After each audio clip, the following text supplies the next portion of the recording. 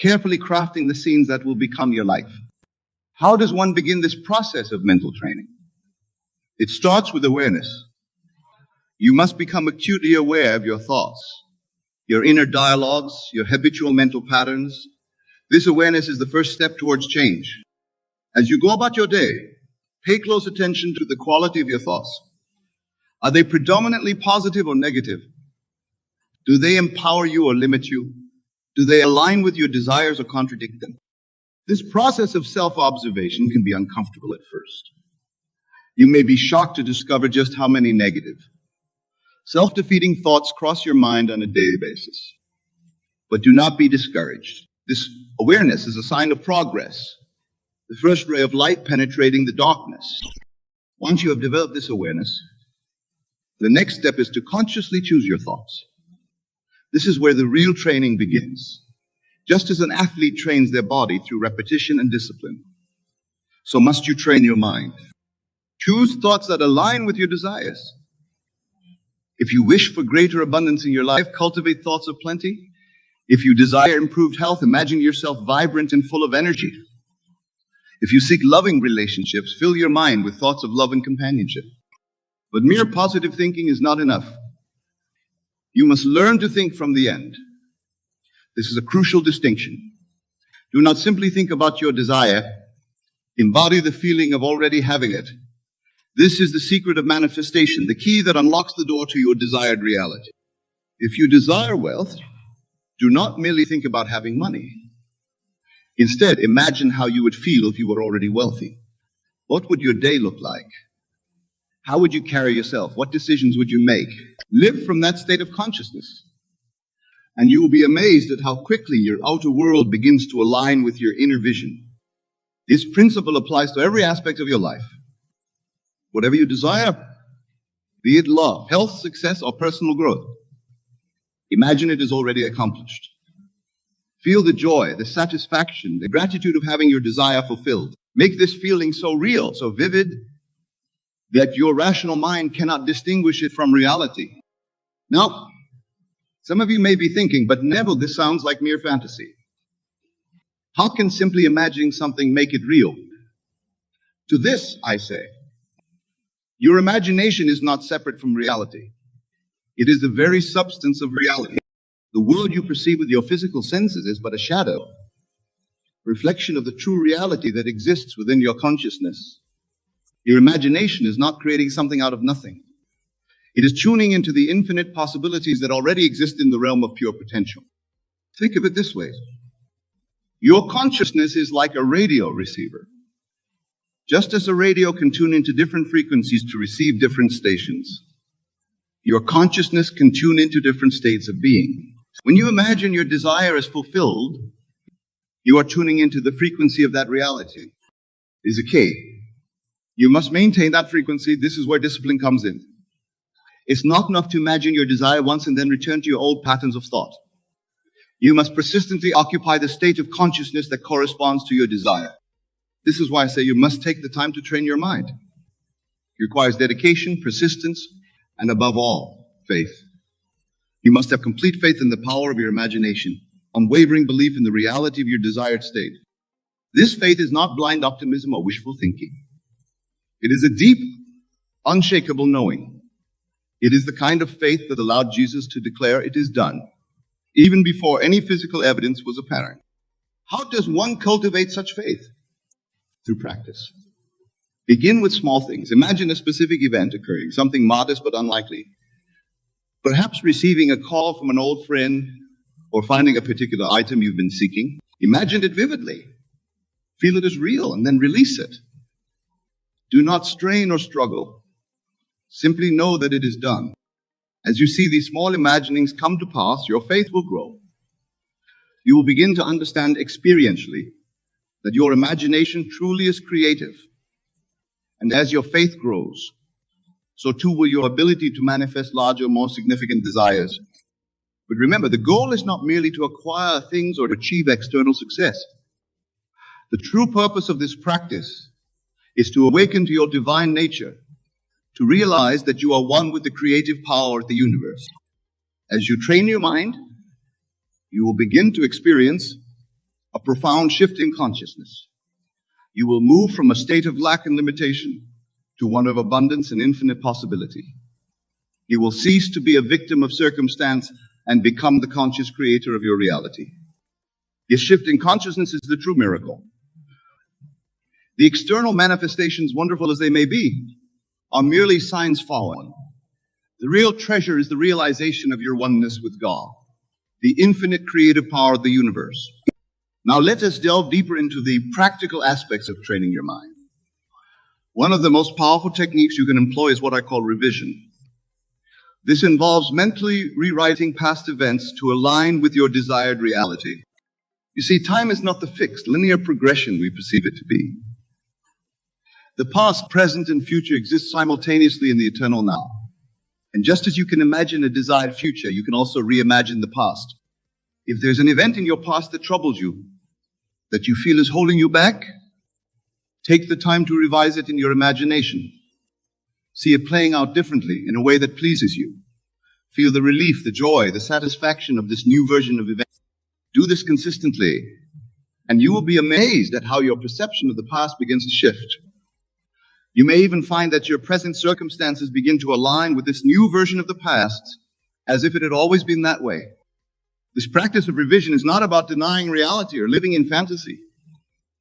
It is about understanding that your consciousness is the only reality, and that by changing your consciousness, you change everything. Another powerful technique for training your mind is what I call the lullaby method. This involves repeating a short, simple phrase that implies your desire is already fulfilled as you drift off to sleep. The moments before sleep are particularly potent for impressing the subconscious mind. As you relax into sleep, your conscious mind relaxes its grip, allowing direct access to the subconscious. By repeating a simple phrase that embodies your desire, you plant the seed of that desire deep within your subconscious mind. For example, if you desire financial abundance, you might repeat to yourself, I am so grateful for my abundant wealth. If you seek improved health, your phrase might be, thank you for my perfect health. The key is to keep it simple, positive, and in the present tense, as if your desire is already a reality. As you drift off to sleep with these words on your lips and in your mind, you are programming your subconscious to align with your desire. Your subconscious mind, which knows no limitations and has access to infinite wisdom and resources, will then go to work to bring your desire into manifestation. But remember, the power lies not in the words themselves, but in the feeling behind them. As you repeat your chosen phrase, feel the gratitude, the joy, the satisfaction of having your desire fulfilled. Let this feeling permeate your entire being as you fall asleep. This practice, done consistently, can produce remarkable results. Many who have employed this technique have reported waking up to find their entire world transformed, as if by magic. But it is not magic. It is simply the law of consciousness in action. Now let's address a common obstacle that many face when beginning to train their minds: the apparent contradiction between their imagined state and their current reality. This is where many falter, allowing the evidence of their senses to overpower their imagination. But I say to you, do not be dismayed by appearances. The physical world you see around you is but a shadow, a reflection of past states of consciousness.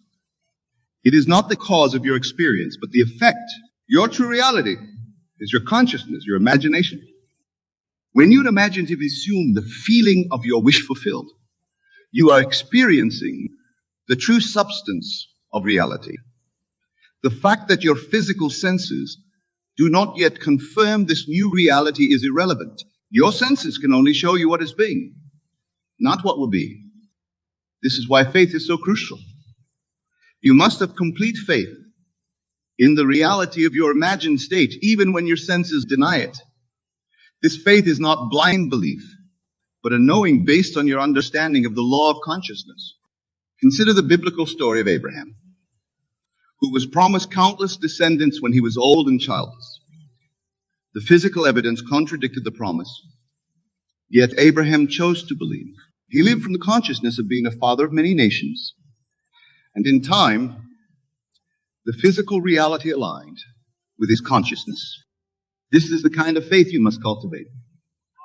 When you imagine your desire fulfilled, you must know it to be true with the same certainty that you know the sun will rise tomorrow. This knowing, this unshakable faith, is the bridge that spans the gap between your current circumstances and your desired reality. As you train your mind in this way, you will begin to experience what I call signs following. These are external events or circumstances that confirm your new state of consciousness. They may be small at first. A overheard conversation that mirrors your thoughts, an unexpected opportunity that aligns with your desire, a fortuitous meeting that advances your goals. These signs are not the fulfillment of your desire, but confirmations that you are on the right track. They are encouragements to persist in your new state of consciousness. Do not cling to these signs or demand more of them. Simply acknowledge them with gratitude and continue to live from the state of your wish fulfilled.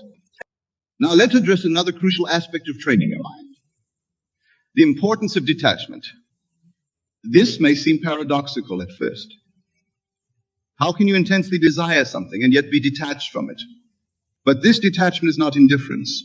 It is the calm assurance that your desire is already yours in consciousness, and therefore must manifest in your experience.